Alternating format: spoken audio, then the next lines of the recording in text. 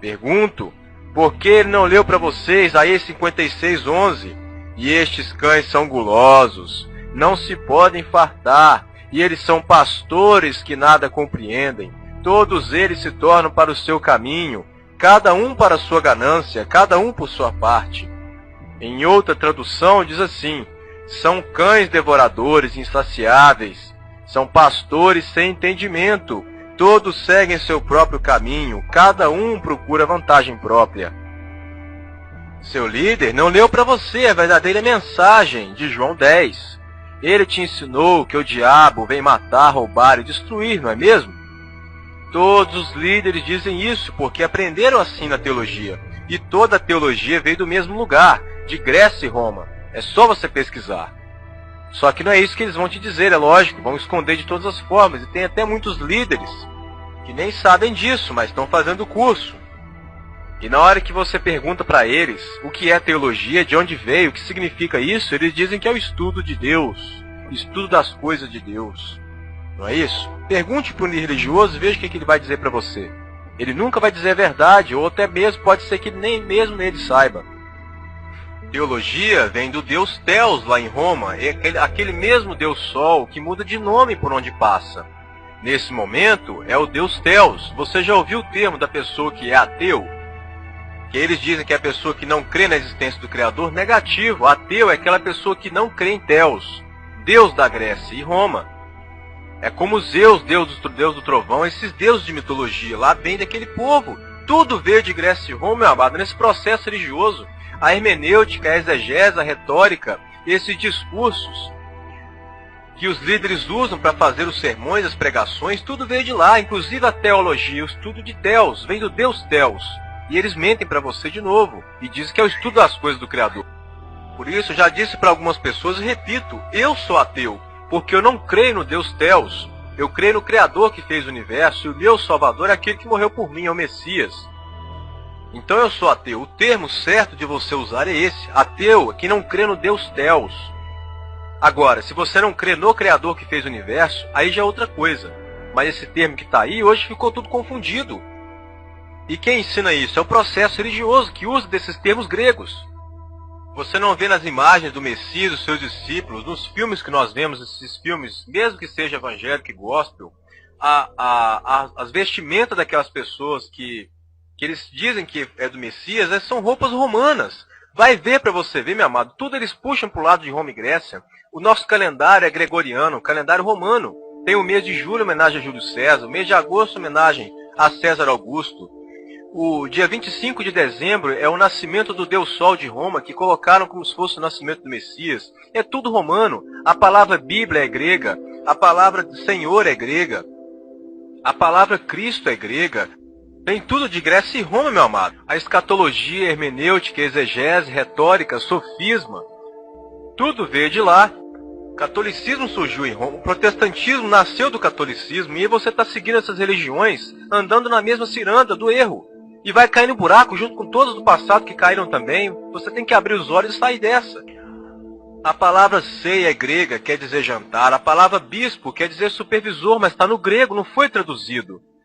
A palavra diácono é ajudante, também é grego, mas não foi traduzido. Tudo para te confundir e levar ao erro, meu amado. A palavra presbítero significa ancião, mas presbítero está em grego. Por que na hora que traduziu a escritura para esse livro Bíblia que está aí, não traduziu, colocou ancião, colocou presbítero?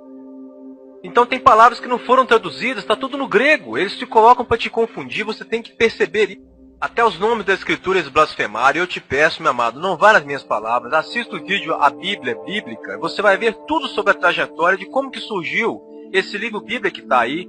Que hoje ele contém a escritura, mas a escritura não era esse livro não, meu amado. Quando os discípulos pregavam, não pregavam com esse livro de capa preta, que hoje chama de Bíblia não, que tem até nome grego. Bíblia é grego. Aqueles homens nunca foram gregos. Então você percebe que quando passou por Grécia e Roma foi tudo blasfemado. E está aí do jeito que está hoje. Assista a Bíblia Bíblica e você vai ver muitas coisas e mais. O que eu estou falando aqui rápido para você é só um resumo. O nome Paulo é em homenagem ao Deus Sol Apolo. Nem aquele homem que caiu do cavalo, ficou cego e virou um dos maiores homens que pregaram a verdade do Messias, o nome dele era Shaul, nem era Paulo. Colocaram em homenagem a Deus Apolo. E os nomes que estão na Escritura foram todos para homenagear as entidades de Grécia e Roma. Responsável por isso, principalmente o padre Jerônimo, que fez a tradução da Vulgata para a Bíblia católica, e depois surgiu a evangélica, a Sociedade Bíblica do Brasil, João Ferreira de Almeida, apoiaram. E está aí o livro Bíblia que você usa, que com certeza, se você é evangélico, é João Ferreira de Almeida, revisado, atualizado, é João Ferreira de Almeida, e a católica surgiu da Vulgata, do padre Jerônimo. Mexeram na escritura, meu amado. Eu te pergunto, cadê aquela escritura original? Que o Salvador e os discípulos pregaram sobre ela. Aquele que crê em mim, como dizem as escrituras, deste fluirão rios de água viva. Cadê aquela escritura original? Você está com a Bíblia na mão hoje. E aquela escritura foi parar onde? Ou você acha que na trajetória de 2000 anos para cá, nada aconteceu com a escritura? Ninguém colocou a mão nela, ninguém modificou, ninguém blasfemou. Quando a Grécia e Roma, por um certo período, roubaram as escrituras, ficou sob o poder deles. Você acha que eles não fizeram nada? Você acha que do jeitinho que o Criador fez lá atrás, chegou na sua mão hoje? Nas traduções que foram feitas para outros idiomas, nós estamos na 5ª versão, meu amado, da Escritura. Aquela original era a primeira, você está com a 5ª na mão. Então veja bem nessa trajetória, o que você acha que aconteceu? E o seu líder? Vai ler você mesmo para ver João 10 e você vai ver que ele mentiu para você. O que o próprio Salvador disse é que o ladrão, o que se diz pastor, mas é mentiroso, porquanto só ele, o Messias, é pastor. Então o Messias dizia do falso pastor, o mercenário, que só pensa em dinheiro. Ele dizia do mesmo grupo. Ele falava dos líderes religiosos.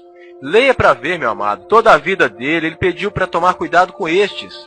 Neste texto, ele deu uma ilustração. As ovelhas somos nós. O verdadeiro pastor é só ele, que ele mesmo diz isso. O ladrão que mata, rouba e destrói, ou seja, o mercenário, o falso pastor, que são todos quantos se dizem pastores, os líderes. E o lobo, que é o quarto e último personagem, que este sim é o diabo, que vem e arrebata as ovelhas sozinhas. Entenda agora este texto verdadeiramente, meu amado. O ladrão não vem senão a roubar, a matar e a destruir. Eu vim para que tenham vida, e a tenham com abundância. Eu sou o bom pastor. O bom pastor dá a vida pelas ovelhas. Mas o mercenário, e o que não é pastor, de quem não são as ovelhas, vê vir o lobo, olha o diabo aí, e deixa as ovelhas e foge. E o lobo as arrebata e dispersa as ovelhas. Ora, o mercenário foge porque é mercenário e não tem cuidado das ovelhas. Mas eu sou bom pastor e conheço as minhas ovelhas, das minhas eu sou conhecido. O lobo é o diabo, meu amado. O ladrão não é o diabo, porque o ladrão no texto foge do diabo, que é o lobo. Se o ladrão fosse o diabo, como o seu líder religioso te ensinou, então como o diabo vai ver ele mesmo e fugir dele mesmo? Entende? É ridiculamente simples de entender, mas você nunca viu assim por causa da Matrix. Nós já falamos nesse vídeo. Lá no templo, o líder te faz acreditar no que ele quer. E no momento de transe, você não percebe nada. É como uma lavagem cerebral, você não percebe que está sendo submetido a ela. Você está entendendo o que eu estou te dizendo? Leia João 10, o capítulo todo, meu amado. Ele só lê João 10, 10 para falar que o diabo vem matar, roubar e destruir. Mas pega o texto todo para ler, não para mais lendo esses capítulos e versículos que eles te mandam.